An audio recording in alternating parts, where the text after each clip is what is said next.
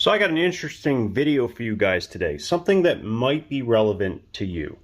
Maybe it won't be, but if you're following my channel, you may very well benefit from what I'm about to do in front of you, which is to determine just 10 knives that I'm going to keep, potentially rotate out, but for the foreseeable future, these will be the only 10 folding knives that I'm going to keep in my collection.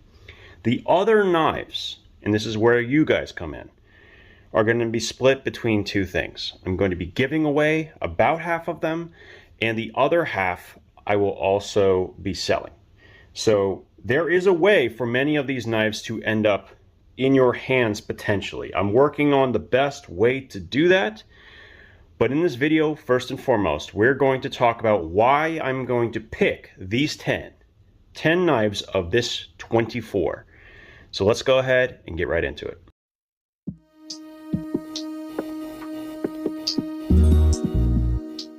First of all, this entire video is going to be about knives, EDC folding knives. If you are not interested in this topic, there's plenty of other videos that I have that you can watch relating to different things. Also, as you can see, we're cutting it down to 10, and we're going to do the exact same thing with every multi-tool I own, every flashlight I own, every pry tool I own, every pen I own, my wallets, everything. I continually get sent items, which I'm very thankful for, but I will not be keeping personally in my collection past 10. They have to fill a slot and have a purpose. So this is going to be in many ways for myself to keep me from becoming a collector first and foremost. So we're going to do this in a weird order. We're actually going to start with the knives that I am without question keeping, okay? So we're going to start with the most likely I'm going to keep and move backwards. That's going to help a lot. And I've already put a lot of thought into this. So let's start with numero uno. And that is going to be the Spidey Chef. So what's the deal with the Spidey Chef? The Spidey Chef is in one of my absolute favorite steels, period. LC200N. It is a nitrogen-based steel. This entire design was built to be a folding food prep knife. It is practically impervious to corrosion. Even the screws themselves are titanium. So it doesn't even have a lock bar insert in steel. It is full titanium, even the pocket clip. So first and foremost, the Spidey Chef. And no, I'm not going to get into the explanation all that much because otherwise this video will be far too long. So the first one in our list is going to be this Spidey Chef. That feels good. Okay, so the next one on this list. The next one, wow, I thought it would be longer before I had to come to this. So the next one on this list is going to be the 80-20.5. Now I have been lucky enough to put my hands on the larger version, the USA made 80-20. And for some reason, for me personally, I actually prefer the smaller sized 80-20.5. And the shark's foot version, being one of the only knives in this entire section that is this shape, definitely makes the list for me. Now this one, it comes with a custom set of scales. I even have a Lynch Northwest titanium clip on there. 100% number 2. Number 3 is also going to be the 20.5, but in this case, it's going to be the drop point variant. Now, what's cool about the shark's foot is that it comes in under 3 inches. This is a little bit over, but still incredibly comfortable, very, very strong, very fidgety, very enjoyable. Yes, and yes, this is AUS 10A. This goes with the pair. And actually, since I should showcase this, a friend of mine was able to go to Blade Show when these were released and got the pair. So there's no way I'm breaking these up. So that's 2 and 3 done already. Now, when it comes to tough folders, the way I define them is a combination of lock strength, blade choice, blade geometry, steel choices. There's a lot that goes into them. And there's a couple of knives on this table that would be considered tough use. The first one, and this one is 100% making it, is the 80-10. Cold Steel 8010. This is in S35. I wish it was in 3V or Cruwear, but here's the deal. I can still take it because even if the blade is a little bit damaged from heavy use, it's still going to be ultra strong. The Triad Lock, an invention of Andrew Demko, is really a thing of beauty. And this knife is essentially a folding fixed blade. I have custom micarta scales on there, which add to the overall comfort. And with that tall blade, it is incredibly versatile. So this will be number 4. It even has a divot for making friction fire. I have never done this before, but I think we're going to have to at some point. We're going to have to test that. Yes, I know, my knives also need a good cleaning. All right, it's getting a little harder now.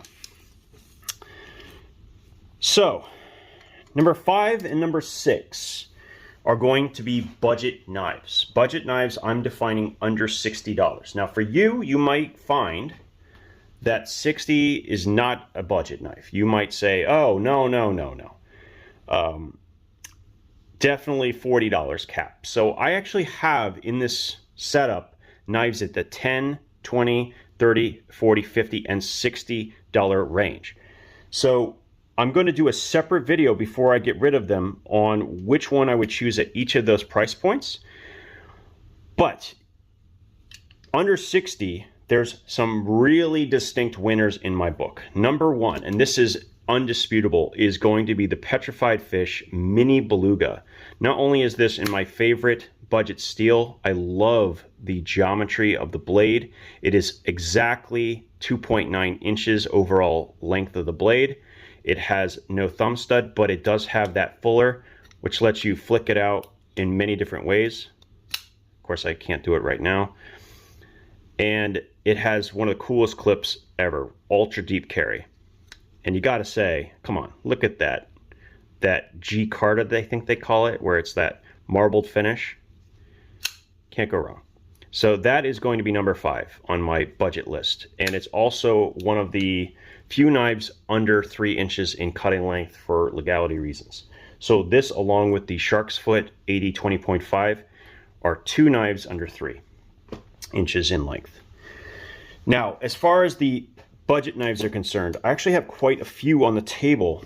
Wait, am I missing one? I feel like I'm missing one. Am I missing one? I am missing one. Okay, whoop, here we go. The Kube that I recently just got. So just for illustration purposes,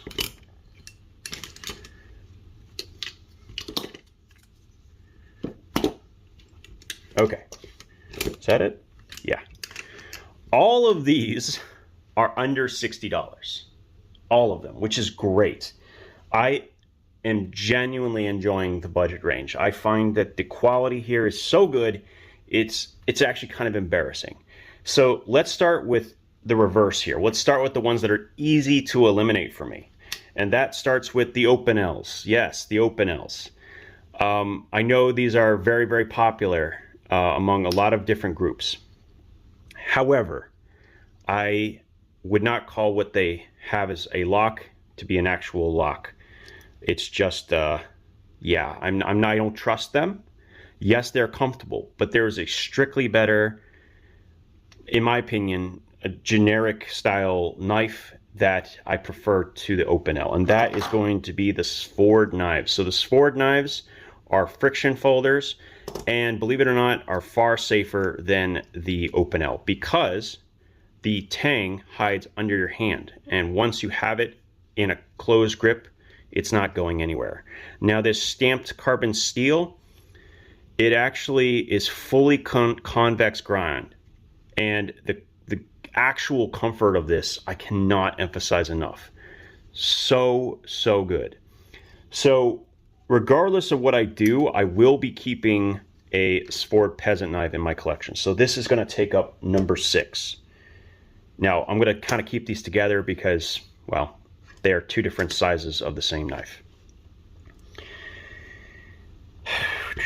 So let's quickly talk about rake for a second. And I will be putting these in a video where we talk about best budget knives in each price point. And at the $30 price point, we have the rake I want to say it's either the 108 or the 801. I always get them mixed up. The 801.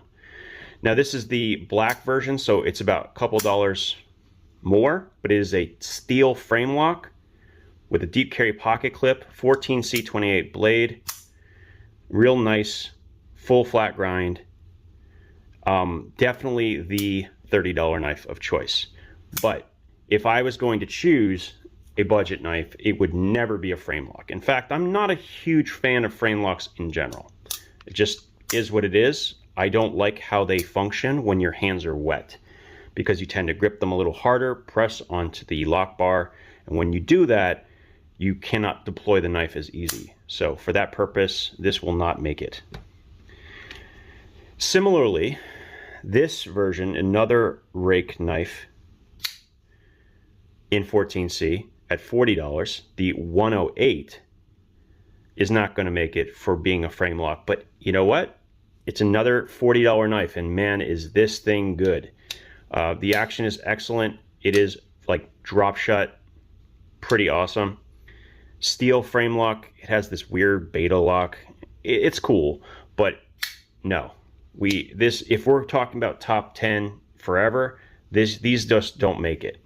Not if I have another choice. I'll put that aside for now. Now, next up is the K-Bar Dozer, or Dozier. I always not exactly sure how to pronounce it properly. Now, this makes it, was bought because this is my $20 knife of choice. So this being completely ambidextrous, you can flip this thumb stud around, you can flip the pocket clip around. It's an excellent, excellent $20 knife. Like if this is what you define as budget, this is it for you. Okay, this is just so good. I cannot say enough.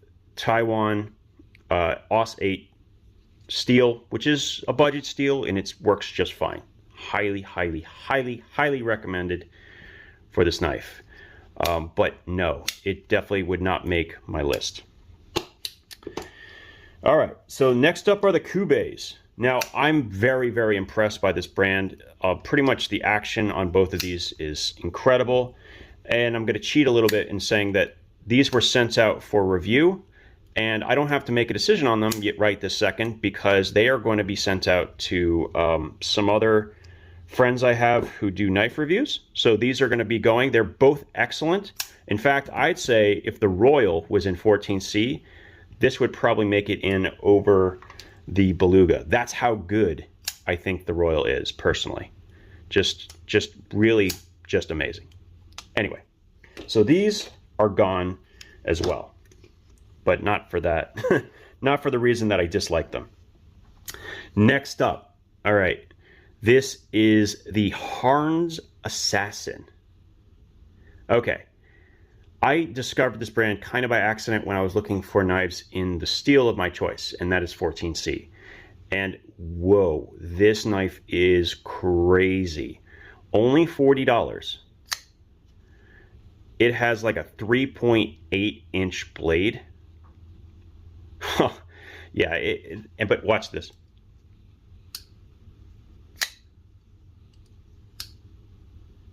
It's one of the smoothest actions of any knife I have ever experienced in this price range. Plus, it looks amazing. Now, I really wish it didn't say Harns on there. Then it would be perfect. But this Assassin in 14C 28, excuse me, whoop, phenomenal. When we talk about like best at each price point, $40. If you're into this style of knife, this very aggressive, long blade, yeah, this one's really hard to beat. It's not going to be one of my 10, but damn, is it good. Really, really good knife. We're going to put this to the side for a moment because I'm going to compare it to something else. Crazy. Here, let's talk about the $10 knife that I was planning on talking about in the next knife-related video. I specifically chose this. This is, I'm going to put the name here. I'm going to mess it up. But this is actually a traditional carbon steel blade made in Japan. And I was able to get this version for under $10. I think it was like $6.50. And it is beautiful. It really, really is. A very, very utilitarian blade. Once again, a, what do you call it? A friction folder. And yeah, like it's so small and so thin. It could fit in a whole bunch of different places. And yeah, I gotta say, I like it. Whoops, of course I dropped it on the floor. Ugh. Excuse me. All right. The other thing that I found is really useful is this tail end I've used to pop open bottles. And that really is really good, believe it or not. Just boop, pop bottles open with it. And yes, it can be opened one-handed. Beautiful knife. Only, I think, $7. I will figure out exactly the model because there's a number of them. Some of them are quite a bit more expensive, but this one was only $6. Very cool, but it's not going to make my top 10. Speaking of $10 knives, because this varies in price depending on where you order it from, this is the Ganzo equivalent of the Firebird. I'm sorry, this is the Firebird, which is a Ganzo brand. And you can see very clearly that this is comparable to the Bird series knives. I think it's called the Meadowlark, I want to say. So this is in 440C. What's interesting about this is this knife is only $14-ish. Depending on where you go, you can get it as low as $12.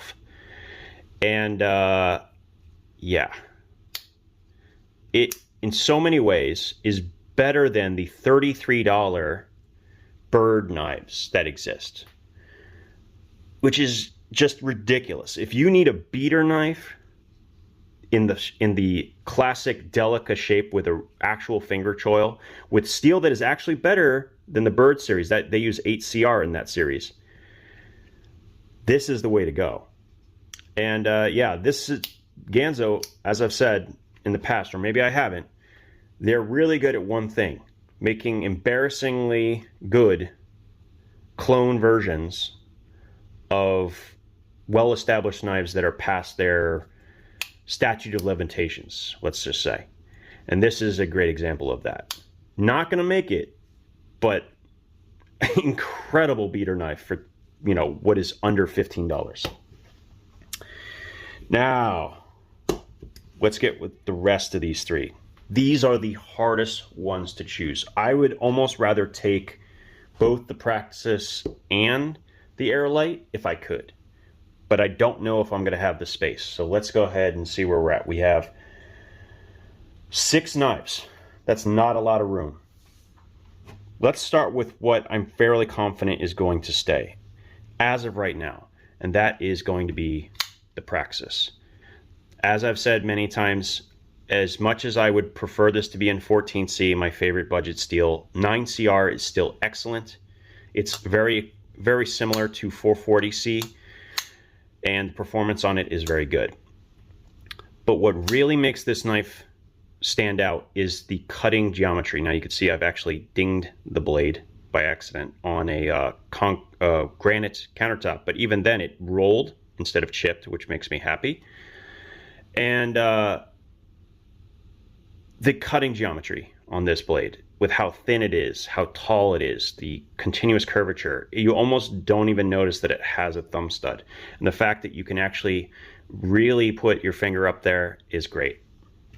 Now I wanted to showcase this too, because the Harns is a little bit longer overall in blade length, but its cutting edge is substantially longer than the Praxis. So if you are into really big knives, this is your baby right here. You won't, I don't know if there's anything at the $40 range that competes, just from all the way around. The action, how clean it looks, yeah, just amazing. But for me, I like a versatile blade, and this blade is super versatile. It's good at utility, it's good at food prep, it's incredibly comfortable. In fact, it's one of the best handles I think Civivi has ever made. This is 100% going to be number 7 on this list. And because of that, as much as I would love to include the Airlight, which is definitely the best tough use knife I've ever had under $60. I don't know if I can keep this in my list. Gosh, I wish I could, because it is so good. This is the last thing Andrew Demko designed before he left Cold Steel. And you can get currently, I think the Tanto for this is like under $50, which is unheard of. When it first came out, they were $90. And I got this one for $53. It's now up to $70. And the Tanto is now dropped and it is under $50. So don't miss out on that deal either. But God, I wish I could include this, but not if we're doing top 10. So that is out. And we have an extra Praxis. Now, I have messed this one up when I was doing that spray paint thing.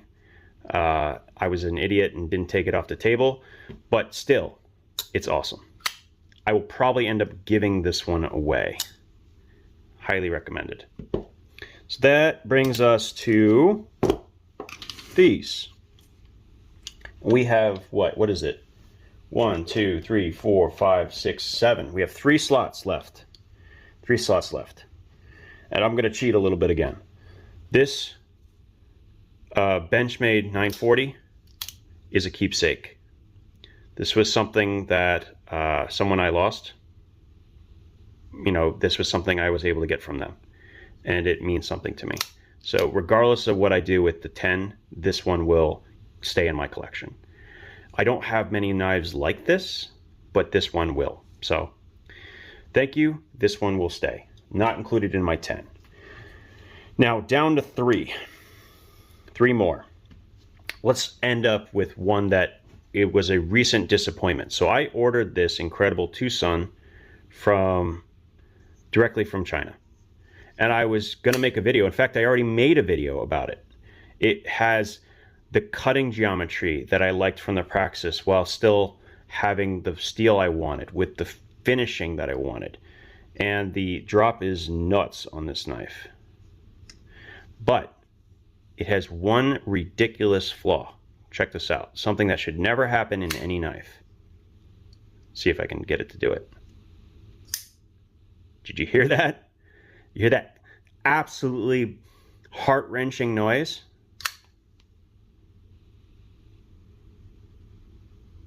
Yeah. Actually hitting the backs, the standoffs. I mean, that is just bad design. This tang was not ground properly, I guess, or cut out properly. And guess what? Now it sits so low, it actually is hitting the backstop. It's such a disappointment too, because this clip and everything, it's just so comfortable. So I've gotten half of my money back on this. Not super thrilled about it, but I thought, let's make this into an opportunity. I am going to repair this blade. I'm going to grind down the edge enough that it's not going to interact with the backstop, the stays. I'm going to slightly modify the thumb studs because they're so long they actually catch on the pocket. And then we are going to give this away at the end of that video. So, you know, you kind of make lemonade with the lemons. And that's exactly what I'm going to do with this incredible knife. It has titanium liner lock with a steel lock bar insert. Really cool knife, but yeah, that's definitely not making it. Now, the other thing that's not going to make it is this. This was something I was hoping would be an American, USA-made 14C knife that I could fall in love with. And in so many ways, I love it. Except that the people who manufactured this, no offense, are idiots. This has one flaw that I don't even see them in budget knives. They know better. They have drilled a hole in this blade so big that the detent ball completely floats inside it. You can even see how much movement there is inside that slot. Which means that if you put even just the smallest amount of pressure on that lock bar, I have to keep my hands off it completely, you will not be able to deploy this knife. This is a brand new knife. I have never carried it because of this problem. I had to disassemble it to figure out what the hell was wrong. Turns out it's a manufacturing defect. And it's not something that is true with just this one. It's true with all of the bare knuckle Kershaws. So don't buy one. I do know for a fact, because I have a friend with the ZT version, does not have this problem. So it's not like this is part of the design, okay? They just flat out messed up with drilling a hole that is too big in this blade, which is such a shame because I love this. I like the pocket clip. The pocket clip is amazing. I like the design. I love that recurved blade. I love the steel. I love that it's USA made. But hell no, I am not keeping that. Now, down to 3. Okay, so here, let's start with this one. We're not keeping another 80-20.5. This was actually, I got this as part of a trade, and I think it's really cool. I do like the serrated blade. At least they're good serrations, not super deep, so they're going to actually pull through the material. I mean, I'm not surprised. I mean, it's Andrew Demko, and the serrations for cold steel are really good. Same manufacturer, I believe, in Taiwan, and these are excellent. This is definitely going to get sold, but it's not going to be part of my final 3, which is great because I have 2 left and 3 slots. So let's bring this back in for a second. The Spyderco Native 5 Salt, the second knife on this list in LC200N. Completely corrosion resistant for the most part. Like, for any practical purpose, this is super corrosion resistant. Now, this is probably going to end up being a placeholder for a knife that I would like to acquire in the near future, and that is going to be the Quiet Carry Drift, which is in Vanex Super Clean, but the same general purpose for it. Sub 3-inch blade, completely impervious to corrosion. You know, I could take it to the beach or whatever it happens to be. Basically, I don't have to worry about it in any environment that I'm in. I love that. I love that. I love that so, so much. So whether it's this one or it's going to be the Drift or the Waypoint from Quiet Carry or any of their other knives, it's going to be something like this where it has completely impervious components. So that is going to be number 8.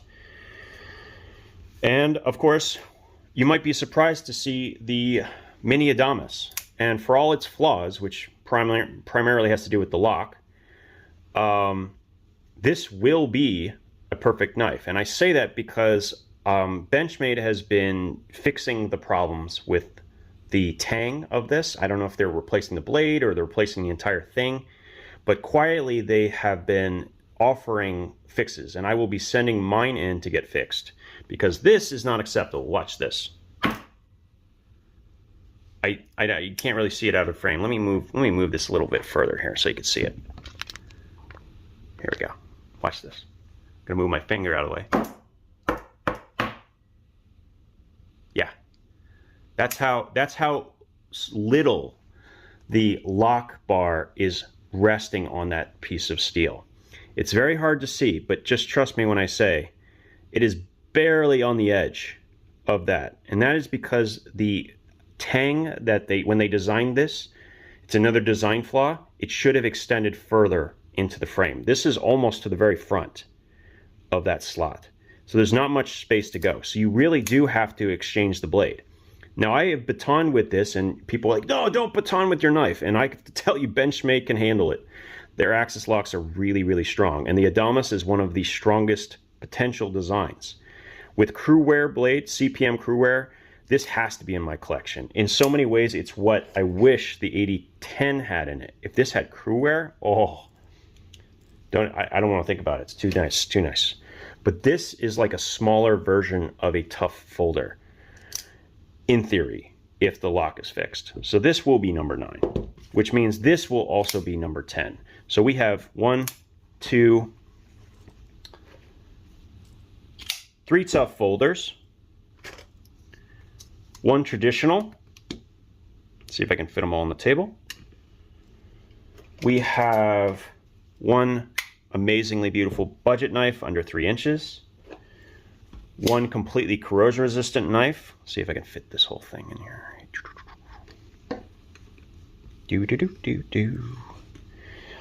1 nearly perfect budget knife. one keepsake, number 11. Put that over here.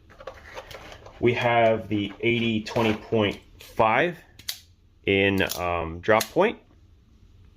The 80-20.5 in shark's foot design.